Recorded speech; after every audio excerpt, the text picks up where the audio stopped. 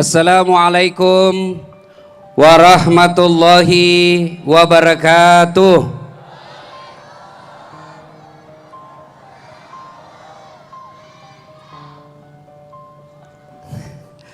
Alhamdulillahi rabbil alamin. Wabihi nasta'inu ala umurid dunya waddin. Ashhadu an la ilaha illallah wa ashhadu anna Muhammadan abduhu wa rasuluh.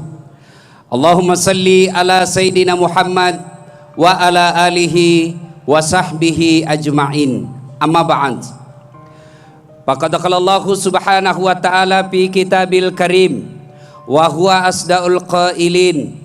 A'udzu billahi minasyaitonir rajim. Bismillahirrahmanirrahim. Ya ayyuhalladzina amanu taqullaha haqqa tuqatih wa la tamutunna illa wa antum muslimun. Wahai orang-orang yang beriman, bertakwalah kalian kepada Allah dengan sebenar-benarnya takwa, dan janganlah kamu mati kecuali dalam keadaan beragama Islam. Ayat ini tiap Jumat dibacakan khatib. Jangan kamu mati kecuali dalam keadaan beragama Islam. Berarti ada orang di antara kita lahirnya Islam, khitannya Islam, nikahnya Islam, tapi matinya belum tentu Islam. Ada di antara kita KTP-nya Islam, SIM-nya Islam, identitas yang lain tertulis Islam, tapi matinya belum tentu Islam. Siapa mereka? Contoh ji ya, contoh ji. Jangan marah-marah. Contoh, ada anak sekolah terlambat pergi sekolah, dia ambil motornya, balap, dia langgar rambu lalu lintas. Dilihat sama polisi, dikejar, tangkap. Hoi, kau melanggar rambu-rambu. Kenapa kau langgar? Kau tidak lihat itu? Saya lihat, Pak. Kenapa kau langgar? Saya tidak lihat Bapak.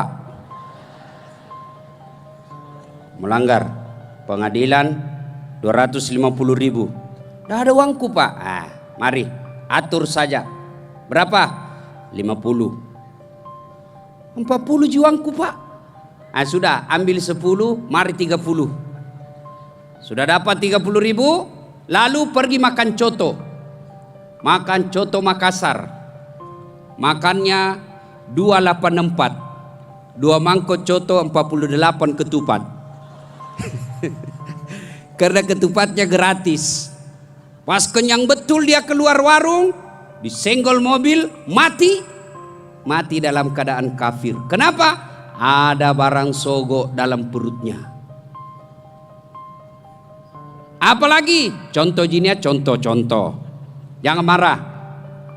Anak muda naik motor, motornya genit. Saya dulu waktu sekolah motornya jujur, sadelnya datar. Sekarang anak muda sadelnya nungging. DP nih rebak buah meman nih. DP nih retak nyunyu nih. Coba. Diboncenglah ceweknya. Ceweknya roknya naik ke atas, bajunya turun ke bawah. Ketemu di tengah, tipis sedikit, naik motor. Bonceng laki-laki. Yang cowok dia mainkan rem depannya. Tertabrak sesuatu dari belakang. Hilang konsentrasi. Gas dia kira rem. Rem dia kira gas. Tabrak mobil truk, masuk kepalanya, mati. Cowok cewek ini mati dalam keadaan kafir. Kenapa? Matinya lagi bernafsu. Jalannya bukan muhrimnya. Ceweknya kelihatan auratnya. Laki-lakinya lagi salah niatnya. Mati kafir kok cowok. Contoh gini ya, contoh, jangan marah. Anak gaul malam minggu, yuk saweran 5.000 cari teman. Beli bir, vodka, whisky, Jennifer, topi miring, manyang, lempoks. Dia campur lem tikus, beleng-beleng. Kenapa lempoks kok campur lem tikus dong? Bernapas dalam kaleng. Naik motor, mabuk, naik motor, orang mabuk setengah naik motor. Tiang listrik dikira aspal. Pak, mati kafir kok cilaka. Nah mudah, silakan jadi anak gaul, anak ben-ben, anak motor-motor, anak gondrong-gondrong, silakan. Tapi jangan dekati yang namanya minuman khamar, minuman keras. Nah bilang orang, ndak gaul, cemen lu men, baru satu botol, teler mako, itu tahu teman tak jagona sampai masuk di got. Beleng-beleng, apa yang masuk di got dia bilang jago. Saya dulu kalau nak bilang temanku, kampungan lu men, aku bilang biar bi, daripada kau ndak ada kampungmu. Nah, siapa lagi? Contoh. Pedagang. Ada pedagang di sini. Itu di belakang banyak. Barang palsu dia bilang asli. Asli. Tonge moko. Betul, karena kita sama-sama Bugis. Saya jualkan kamu aslinya, padahal palsu. Beli, makan. Hasil nipunya dia makan, mati, kafir. Itulah sebabnya setiap hari Jumat Allah ingatkan kita, jangan kamu mati kecuali dalam keadaan beragama Islam. Tuh. Wa qala aidan, bismillahirrahmanirrahim. Ya ayyuhalladzina amanu udkhulu fis silmi kaffatan wa la tattabi'u khutuwatis syaitan innahu lakum adu mubin. Wahai orang-orang yang beriman, masuklah engkau ke dalam Islam secara sempurna dan janganlah engkau ikuti langkah-langkah setan, karena sesungguhnya setan itu musuh yang nyata bagi kalian. Nah, di tengah-tengah kita ada setan, Pak. Ada kira-kira setan? Ada. Setannya apa? Bukan pocong, bukan popok, bukan parakang. Tapi apa setan yang ada di tengah-tengah kita? Bentuknya handphone. Tuh ibu-ibu orang sudah ceramah masih menggosok. Dengar ceramah mah download. Dengar, simpan dulu HP-nya bu, simpan dulu ya. Kita dengar ceramah dulu. Ada langsung baleki Ustadz baru selfie.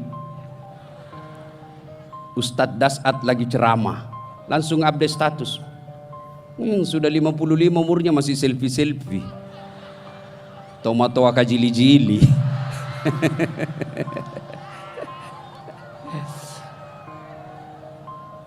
Wa qala idzan bismillahirrahmanirrahim. Innallaha wa malaikatahu yusalluna 'alan nabi.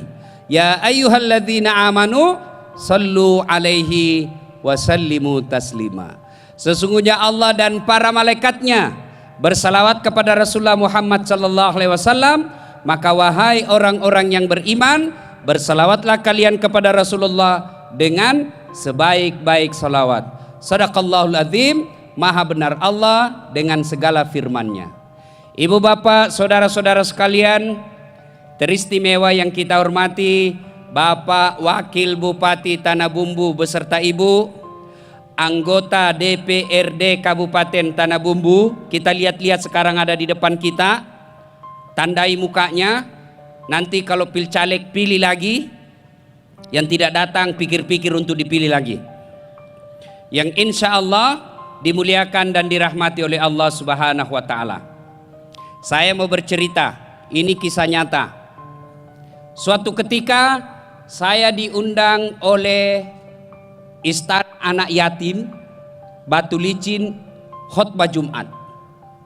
Ini fakta, kejadian benar. Saya khotbah Jumat, ada bapak-bapak datang usia kira-kira 50 tahun. Dia datang di depan saya, dia pegang pahaku, lalu dia meneteskan air mata dan berkata, Ustadz, doakan saya. Ilo doang kak kasih Ustadz. Saya bilang, kenapa ki Pak? Begini Ustadz, 4 tahun saya merantau bisnis alat berat. Alhamdulillah sukses. Tapi 2 bulan terakhir ini Ustadz saya bangkrut. Andai saja saya bangkrut tidak masalah. Tapi saya bangkrut dengan meninggalkan utang. Saya mau pulang kampung ke Sulawesi, malu tinggalkan kampung pulang bawa utang. Saya mau tinggal di sini, dikejar-kejar saya sama yang punya uang. Mobilku habis disita Ustadz, tolong doakan saya. Saya bilang, baiklah Pak. Sebelum saya doakan, tolong jawab pertanyaanku dengan jujur. Jangan ki bohong di. Iya Ustadz. Pertama, pertanyaan saya, bagaimana sholatnya Bapak selama ini? Apa dia bilang? Oh itu dia Ustaz. Selama nak kena kak duit Ustaz, hari Jumat saja saya datang. Itu pun paling terlambat datang, paling cepat pulang. Selama khutbah saya tidur. Dalam hatiku, iya na tu sabakna cilaka. 2, saya tanya lagi, tolong jawab dengan jujur. Bagaimana Bapak memuliakan istri selama ini? Bagaimana Bapak menghormati istrinya? Dia bilang, wah itu dia juga masalah Ustaz. Lebih kusuka istrinya orang daripada istriku. Oh dalam hatiku, ya tuh na tuh sabarin bo. Yang ketiga saya tanya lagi, bagaimana Bapak menghormati orang tua selama ini? Waduh Ustaz, selama saya merantau tidak pernah saya pulang lihat orang tua. Yang keempat, tolong jawab jujur. Bagaimana Bapak bayar zakat sedekah selama berbisnis? Wah itu dia Ustaz, lebih banyak masuk ke panti pijat daripada panti asuhan. Saya sudah pinjam banyak cerita. Inilah 4 sebabnya. Saya bilang, Pak, mau sukses, mau Ustaz. Mau kembali usahanya, mau Ustaz. Maka lakukan 4 ini. 1, tunaikan sholat dengan sebaik-baiknya. Pakesingi sempajata. 2, muliakan istri, hindari maksiat. 3, muliakan orang tua, penuhi kewajiban sebagai anak. Dan yang keempat, jangan lupa dapat rezeki, bayar zakat dan sedekah. Lakukan 4 hal ini Pak. Telepon saya 2 bulan yang akan datang. Saya berani sampaikan ke dia waktu itu, telepon saya 2 bulan yang akan datang. Kalau tidak menjadi baik hidupnya, telepon saya, katai saya Ustadz Dasat, Ustadz pembohong. Kalau tidak berubah menjadi bagus. Kenapa saya berani katakan ini? Banyak orang saya kasih terapi seperti ini, alhamdulillah kembali sukses usahanya. Ringkas kisah, beberapa hari kemudian, belum cukup 2 bulan, baru 2 minggu, hari Jumat berlalu belum ada telepon. Jumat kedua, selesai saya khutbah, ada telepon bunyi. Assalamualaikum Ustadz. Waalaikumsalam. Masih ingat saya Ustadz? Saya bilang dalam hati, siapa ini? Sok merasa saya kenal. Banyaknya itu yang telepon saya. Masih ingat saya Ustadz? Ya, siapa di? Saya bilang, saya Ustadz yang ketemu di istana anak yatim Batu Licin. Oh, ini Daeng, Magani. Orang Bugis. Apa jawabannya? Saya tidak sangka Pak. Apa dia jawab? Alhamdulillah Ustadz, semua mobilku yang disita sudah kulunasi. Hebatnya ini dalam hati saya. Belum 2 bulan, baru 2 minggu, lunas utang-utangnya. Alhamdulillah Ustadz, besok saya mau ke Surabaya beli mobil. Mobil besar. Apa itu yang begini tuh? Apalagi namanya wakil itu, Pak Wakil itu. Apa itu yang begini ini? Apa itu? Eskapator. Saya biasa bayangkan enaknya nih kalau ada mobilku begini. Kalau mau pergi pasar macet, saya tinggal dorong mobilnya orang.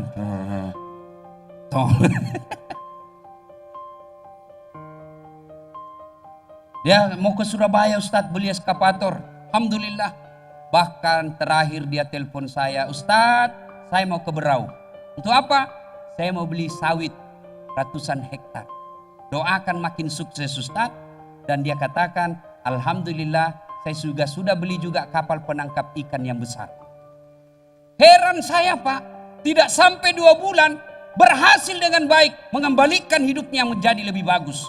Saya tanyalah, memang bagaimana selama ini? Dia bilang, alhamdulillah Ustaz, semenjak kita kembali, sholatku saya pelihara dengan baik. Saya berusaha sholat awal waktu, dan saya usahakan sholat di masjid, dan saya tambah tahajud. Alhamdulillah Ustaz, setelah ketemu sama kita, saya pulang kepada istriku, saya minta maaf, saya cium tangannya, baru saya cium pipinya puas-puas. Wajar namanya istri orang Pak, wajar Ji. Kemudian apa dia bilang, ada sisa uangku Ustaz, waktu itu saya jual, saya kemudian bayar zakat sedekah, saya pulang kampung, muliakan orang tua. Sekarang Ustaz, setiap ada rezeki saya dapat, sebelum masuk rekening, yang pertama saya kirimkan dulu orang tuaku. Alhamdulillah. Nah ibu bapak, apa pelajaran atau hikmah yang kita bisa ambil dari kisah dan fakta ini? Halo ibu-ibu, halo. Halo, lihat ke saya. Oh, ada juga televisi rupanya di sana deh. Oh, pantas, oh, besar lagi di sana. Saya juga heran, lebih gagah saya di sana daripada aslinya.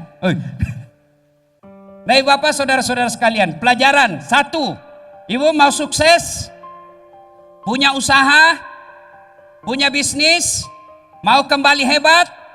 1, aqimis salah, tetongangi sempajangi. Tidak ada orang yang hidupnya sengsara apabila dia baik sholatnya. Tidak mungkin hidup bikin susah kalau orang bagus sholatnya. Sebaliknya, kalau ada orang yang tidak beres sholatnya, maka sengsara hidupnya. Bagus sholatnya, hidupnya terjamin. Tidak bagus sholatnya, hidupnya sengsara. Langsung ada yang bilang, rasa-rasanya tidak betul itu Ustadz bilang. Kenapa aku bilang begitu? Itu tetangga saya Ustadz, rajin betul sholat, kok hidupnya sengsara. Rajin betul sholat, tapi hidupnya penuh masalah. Saya bilang, kalau dia tidak sholat, pasti hidupnya lebih banyak lagi masalahnya. Yang kedua bisa jadi, penyebabnya dia sholat, tapi tidak ikhlas. Hayya 'alas shalah. Asar lagi. Barusan kita sholat duhur, berarti Bapak tidak ikhlas. Jadi mau sukses hidup, sempurnakan sholat. Ada lagi yang penyebab ketiga, sholat Ustadz, tapi sholatnya main-main. Kenapa main-main? Sholatnya pakaiannya tidak bersih. Itu juga pakaiannya dipakai ke toilet. Itu juga dipakai tidur. Itu juga dipakai main futsal. Itu juga dipakai pergi ke pasar. Itu juga dipakai mencuci. Lalu sudah 2 hari dipakai lagi ketemu Allah. Akhirnya apa? Ketika dia sholat baru ketahuan, barulah terasa gatal semua. Allahu Akbar.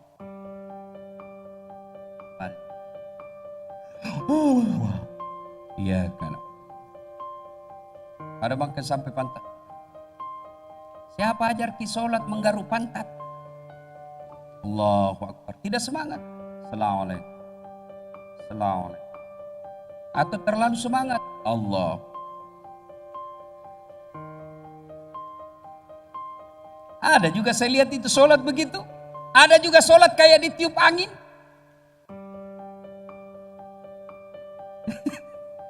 Tiga Pak Guru kok bos. Ada juga sholat menghayal. Allahu Akbar. Tadi 100.000. Beli pulsa 50.000. Beli bensin 20.000. Mana ini 30? Allahu Akbar, belum didapatnya. Sami Allah, di mana aku simpan? Allahu Akbar, di mana ya?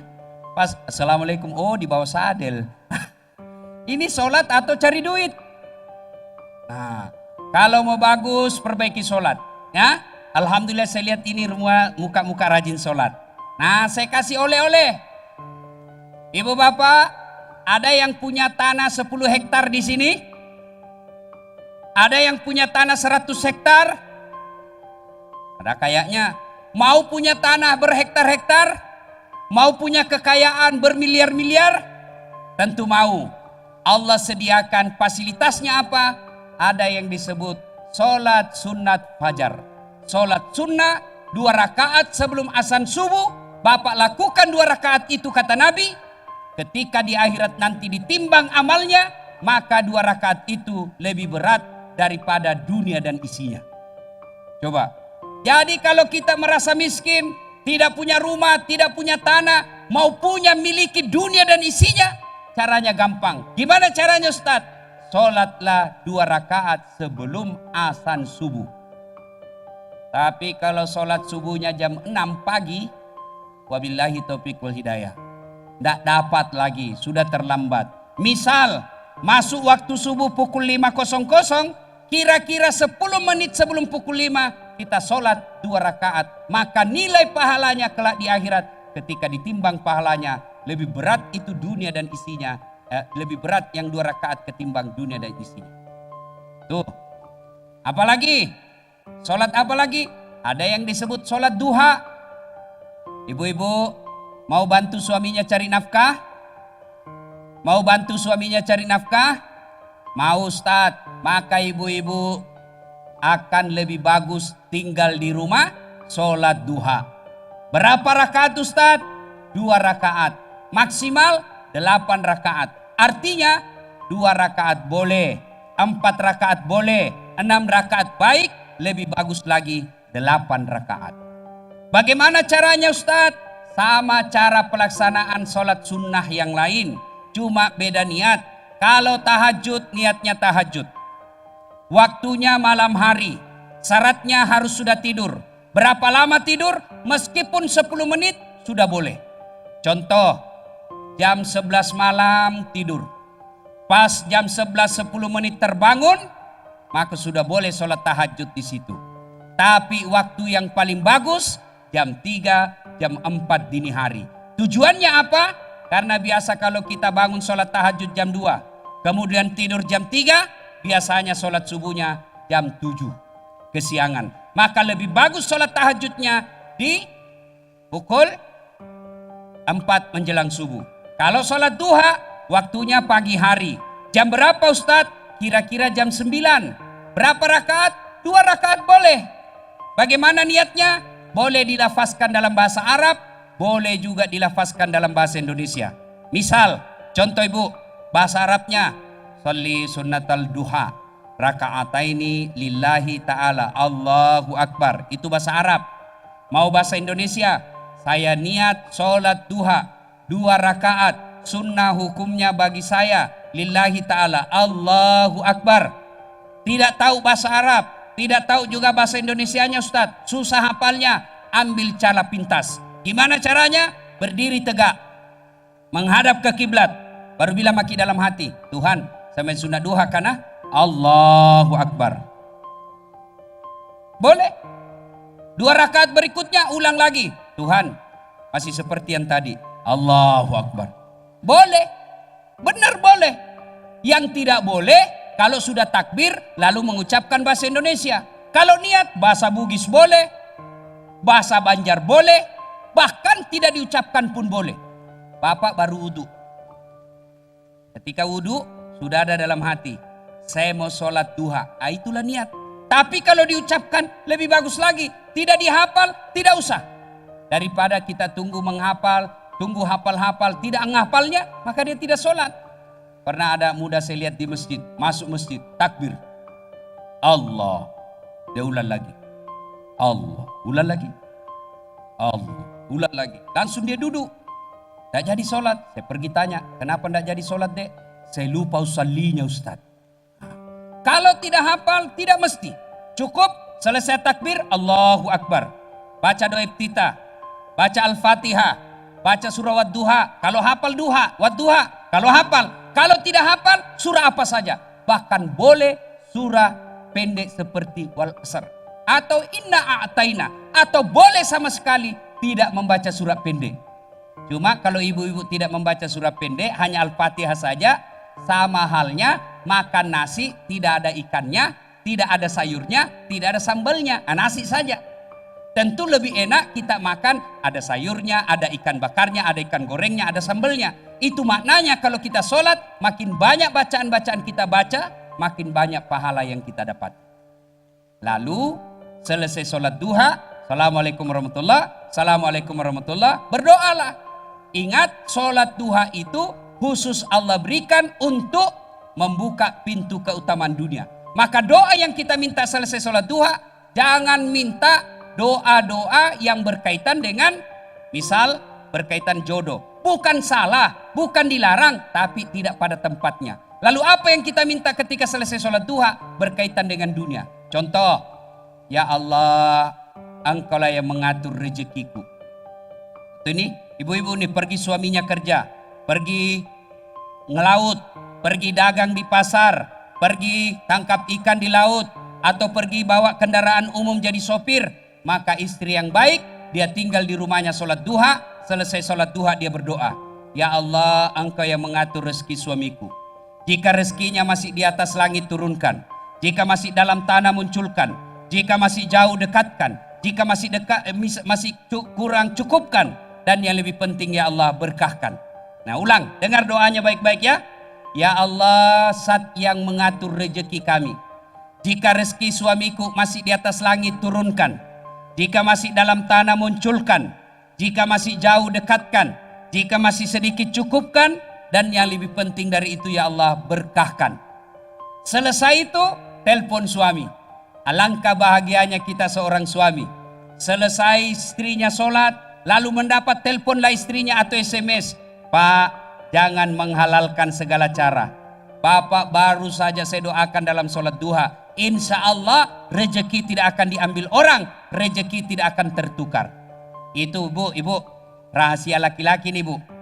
Kami ini laki-laki, kalau selesai dengar SMS atau selesai mendapat telepon dari istri, paling tidak SMS yang bunyinya memberikan dukungan kepada suami, itu biasa suami langsung kasih lihat semua temannya warung kopi.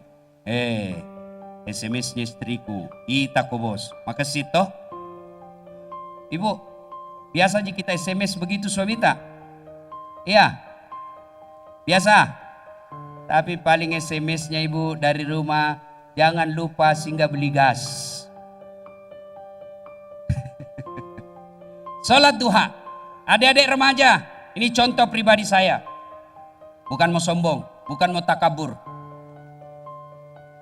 Alhamdulillah, sejak SMP terbiasa sholat duha.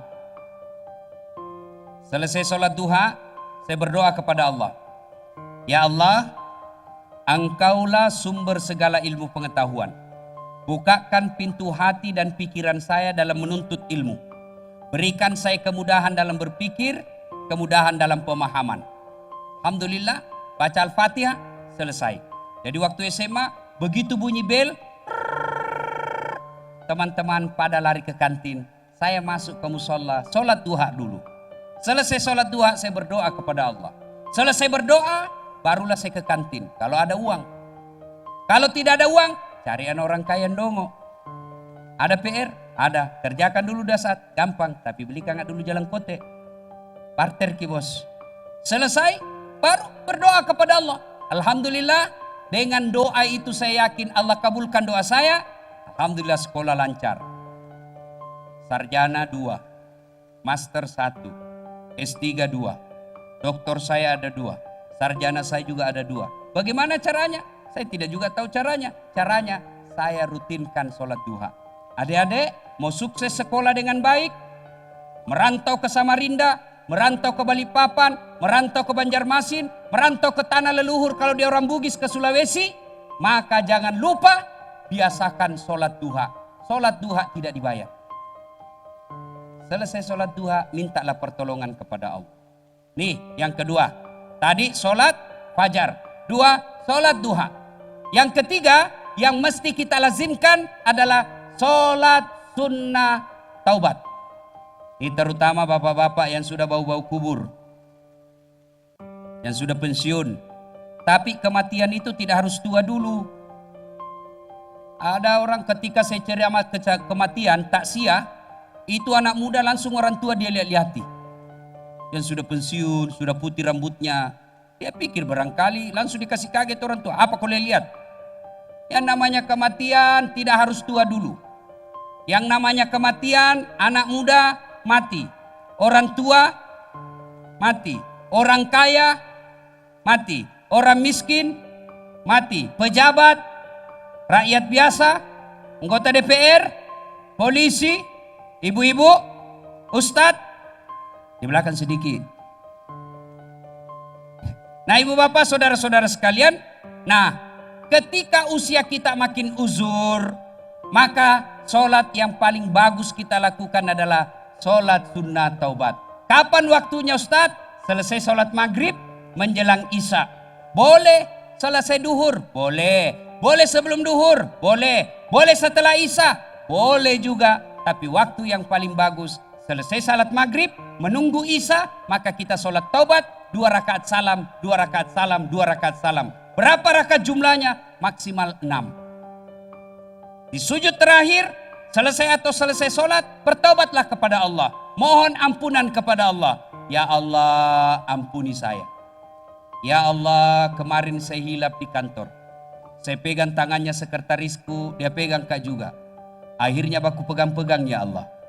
Ampuni dosa dan kesalahan saya, dan yang lebih penting dari itu ya Allah, berikanlah saya kesanggupan dan kemampuan untuk tidak mengulangnya. Nah ibu bapak saudara-saudara sekalian, inilah resep pertama, mau sukses, mau hebat, perbaiki sholat. Aqimis salah, dirikan sholat.